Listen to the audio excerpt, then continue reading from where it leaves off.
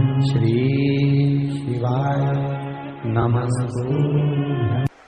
सोमवार की अष्टमी का मतलब बताया था जिस दिन शंकर और पार्वती के मिलन का दिवस हो, और केवल एक माता पार्वती के अकेले मिलन का नहीं, 64 योगनिया तक भगवान शंकर से मिलने के लिए आती है। कहते हैं सोमवार के दिन की अष्टमी पढ़ने पर, कौन से दिन? सोमवार के दिन कौन सी तिथि? जम के बोलो, अष्टमी। सोमवार के दिन अष्टमी तिथि पड़े और उस दिन अगर 5 बेलपत्र भगवान शिव को समर्पित कर दी जाए तो व्यक्ति जो सोचकर, जिस कामना से, जिस मनवांछित फल के लिए बेलपत्र चढ़ाता है, उसकी वो कामना मात्र 3 महीने में पूरी हो जाती है। मात्र 3 महीने। एक बात बहुत सुंदर है, ध्यान रखिएगा थोड़ा सा। कभी अगर मौका लगे, सोमवार की अष्टमी पड़ जाए, क्या पड़ जाए सोमवार की? जम के बोलो जरा, अष्टमी। या तो सोमवार की अष्टमी पड़ जाए, या हर महीने शिवरात्रि आती है, हर महीने आती है, या तो सोमवार की अष्टमी पड़ जाए या फिर सोमवार की शिवरात्रि पड़ जाए, हर महीने आती है। प्रयास करना कहीं से देसी गाय का दूध मिल जाए, थोड़ा सा दूध देसी गाय का मिल जाए, थोड़ा सा दूध देसी गाय का, थोड़ा सा दूध अगर प्राप्त हो जाए, बेलपत्री के पत्ते से दूध कटोरी में लेकर, मात्र बेलपत्री के पत्रे से एक एक बूंद, अगर दूध आप एक बूंद अगर ज्यादा ना मिला हो, 1 चम्मच भी अगर आपको दूध देसी गाय का मिल गया हो, और सोमवार की अष्टमी पड़ जाए या सोमवार की, जम के बोलो, शिवरात्रि पड़ जाए, उसमें केवल अगर देसी गाय का दूध मिल जाए, जर्सी गाय का नहीं हो, देसी गाय का अगर दूध मिल जाए, बेलपत्री के पत्ते से, तुम्हारे घर के अंदर अगर शिवलिंग है या मंदिर में शिवलिंग है या तुम्हारे नजदीक में कोई शिवलिंग है, उस पर बूंद बूंद, एक एक बूंद अगर शिवलिंग पर दूध समर्पित कर रहे हो, श्री शिवाय नमस्तुभ्यम, नमः शिवाय, या षडाक्षर मंत्र ओम नमः शिवाय, या 33 अक्षर का मंत्र महामृत्युंजय मंत्र, इसका स्मरण कर कर शिव जी पर देसी गाय का दूध समर्पित कर कर इस बेलपत्री को अशोक सुंदरी वाली जगह पर अगर आप समर्पित कर देते हैं, फिर आप जिस भी चीज के लिए अप्लाई करें, मेरा देवाधिदेव महादेव आपका हाथ पकड़कर खींचकर आगे बढ़ा ही दे। मेहनत करना,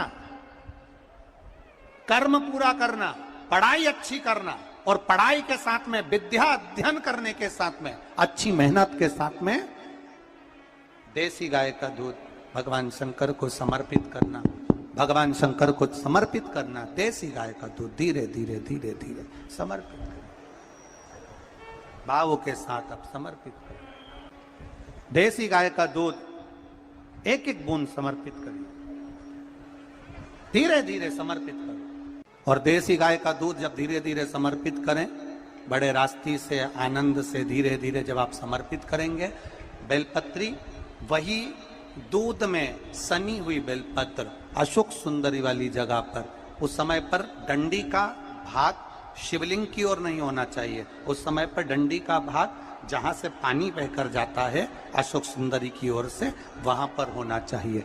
कार्य में सफलता मिलती ही है। शिव तत्व को धारण कर पीला चंदन लगा लेना। कितना लगाना है? बीच वाला जो पत्ता है उस पर पीला चंदन। जब आपको लगे कि मेरा जीवन बहुत कष्टमय है, अब ये रोग, अब ये कष्ट दूर ही नहीं हो रहा, अब ये आए दिन तकलीफ पर तकलीफ बढ़ती जा रही है, आए दिन रोग, बीमारी, पैसा घर में बच नहीं रहा, बहुत कष्टमय जीवन है, इसमें लगाओ पीला चंदन बेलपत्री की बीज पत्ती पर। महाराज, और बीज पत्ती पर जब चंदन लग जाए, लगने के बाद में ये दोनों पत्ती पर लाल चंदन लगा लीजिए। इन दोनों पत्ती के बीच में जो डंडी का भाग होता है, आपको कहा था, आपको स्मरण में होगा शायद, हमने जब बेलपत्री की महत्वता बताई थी तो उस बेलपत्री की महत्वता में कहा था ब्रह्मा विष्णु महेश ये तीन हैं, बोला था। बीच में ये बड़ी पत्ती से लेकर जो दो पत्तियां होती हैं, इनके बीच में जो जगह बचती है, इसमें मां पार्वती के 64 योगनियां, मां पार्वती अपनी पूर्ण सिद्धि के साथ में जितनी भी देवी के स्वरूप हैं वो माता 64 योगनियां देवी के स्वरूप में यहां पर विराजमान होती हैं। दो पत्ती के नीचे से जो डंडी होती है नीचे तक, ये पूरी डंडी में 33 कोटि देवी देवताओं विराजमान होते हैं इस पूरी डंडी के अंदर।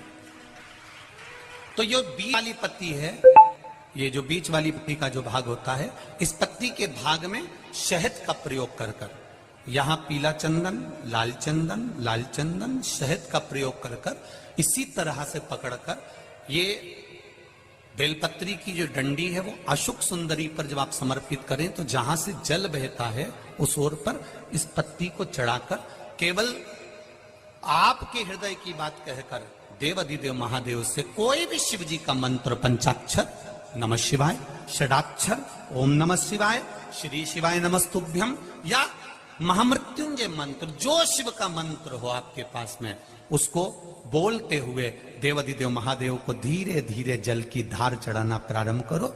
जल की धार जब पूर्ण होने लगे, उसमें थोड़ा जल बचे, तब अशुक सुंदरी पर जो तुमने बेलपत्र चढ़ाई है वहां उस जलधार को चढ़ाएं। ये प्रयोग आपको केवल सोमवार की अष्टमी पढ़ने पर ही करना है। कौन से दिन करेंगे? जम के बोलिए जरा। सोमवार की अष्टमी पढ़ने पर यह प्रयोग करें और जल चढ़ाकर बाबा से विनती कर कर उसी बेलपत्र को वापस उठाकर कहीं जलाशय में या किसी पेड़ के नीचे विसर्जन कर दें और 1 लोटा जल वहां भी चढ़ा दें। बस निवेदन कर कर आ जाइए, मेरा बाबा 3 माह के अंदर हाथ जरूर पकड़ेगा और आपको दलदल से बाहर निकाल देगा। बात और आपसे कहेंगे, उतारिएगा। जिसके शरीर में सफेद चमड़ी पड़ने लगती है, चर्म रोग हो जाता है, या चेहरे पर आंख के पास में पूरा कालापन आ जाता है, उसको हमेशा याद रखना है, लाल चंदन का लेपन पीपल के पत्ते पर करिए। काय पर करना है? पीपल के पत्ते पर लाल चंदन का लेपन करिए। लेपन कर कर सोमवार की अष्टमी के दिन उसको लेपन कर कर वापिस निकाल कर शंकर भगवान पर उसका धीरे धीरे त्रिपुंड बनाकर लेपन करना प्रारंभ करिए। जब आप त्रिपुंड बनाकर लेपन करना प्रारंभ करें, उसके बाद उस चंदन को जो सोमवार की अष्टमी है तब निकाल कर ले आए और निकाल कर लाकर उसको डब्बी में रख लें। उस चंदन का प्रयोग चर्म रोग के स्थान पर थोड़ी थोड़ी मात्रा में करना प्रारंभ करें, पानी के साथ मिलाकर। परंतु उस चंदन को केवल 6 से 7 दिन में प्रयोग करिएगा, ज्यादा नहीं। धीरे धीरे चमड़ी, परंतु उसको सोमवार की अष्टमी के दिन सिद्ध कर कर बनाना है। उसको सोमवार की अष्टमी के दिन चढ़ाना है श्री शिवाय नमस्तुभ्यम या ओम नमः शिवाय या पंचाक्षर मंत्र या महामृत्युंजय मंत्र, जो आपको आता हो, शिव जी का जो नाम आपको याद हो, उसको बोलकर चढ़ा दो। उसको लिया, फिर उसको अपने शरीर पर लगाना प्रारंभ करो। उसका फल आपको 15 दिन के अंदर धीरे धीरे धीरे धीरे प्राप्त होना प्रारंभ हो। लाल चंदन का प्रयोग शिव जी के लिए अवश्य। सोमवार के अष्टमी के दिन अशोक सुंदरी वाली जगह, सबको मालूम है ना अशोक सुंदरी की जगह? अशोक सुंदरी वाली जगह पर 7 हल्दी की बिंदी रख दी जाए। लड़का लड़की जिसका विवाह नहीं हुआ उसका हाथ रख दिया जाए और वही हाथ के छापे पीपल के वृक्ष पर 5 लगा दिए जाएं। महाराज 3 महीने उसका विवाह पक्का हो जाता है। सोमवार की अष्टमी का इतना भाव है, सहज नहीं है। सोमवार की अष्टमी शिव और आद्य शक्ति का मिलन है। सोमवार की अष्टमी